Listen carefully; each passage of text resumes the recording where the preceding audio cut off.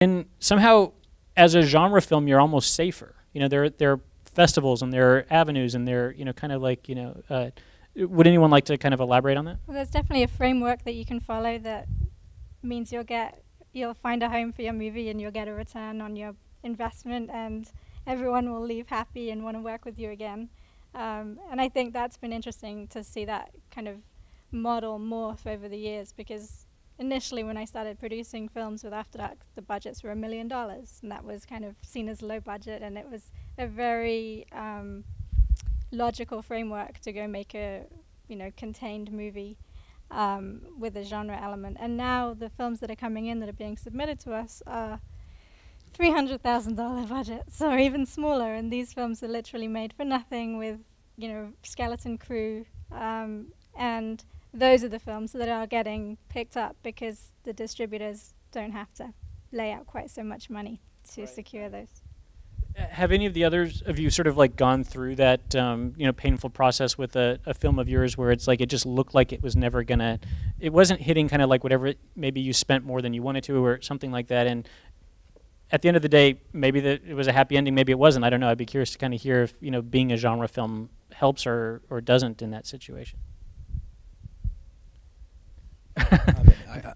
I've never done a horror film, but so I can't speak to that. I can say that I mean, this might be a little off topic, but I just feel like the genre, you could look at it as a way to sort of hedge your bets and protect your investment, or you could look at it as a way to kind of package a theme, I guess, you know. And I think if you have a theme that I mean, I think the best movies of any genre sort of have something else they're saying while they're sort of putting in a package of an action movie, whether it's, you know, Gravity, whether it's about, you know, not giving up or survival or saying something about the human condition, but you're packaging it in a way that's not sort of like a lesson that people feel like they're being preached to. And I think horror movies are going to guarantee people a scare, you know, and I think people get a thrill out of that. They want to be scared, and they know that if they pick up that movie, they're going to get scared, you know, and if you can deliver more than that, then I think that's the golden ticket. You know, if you can deliver like extreme authenticity like Paranormal did or Blair Witch, then people are going to sort of gravitate to that. So,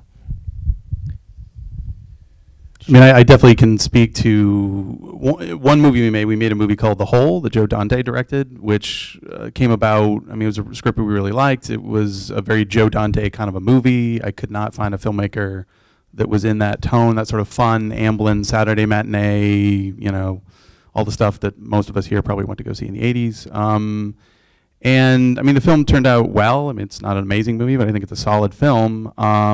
But we spent, I think, 10 or 11 million on it, not based on any existing property. And it was tough. I mean, we basically, you know, sort of stumbled eventually into a domestic distribution. We came out in Italy, we came out in the UK. We actually made a decent amount of money, fair amount of money in the UK. It was kind of a hit, but still no US distribution. I mean, it's painful to watch a movie that you made thinking, oh, we will outsmart DreamWorks and we'll outsmart Sony and we'll make a solid little sort of, you know, Disturbia, Gremlins, like that kind of a size and scope of movie. But everyone watched it and was like, we have our own movies in the pipeline of that sort. There's no one in it. You could have based it on a comic book or something. It was just very, my company will probably never do that again. It's sort of sticking our neck out as an independent on a property that we're kind of trying to make a franchise, kind of trying to just make a fun popcorn movie, but without any, there was no angle on it other than Joe Dante. And sadly,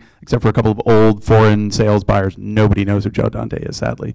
So it was kind of a rude awakening. I mean, certainly made the movie that we loved and we want to make, but it was, as an independent, just crushing. So.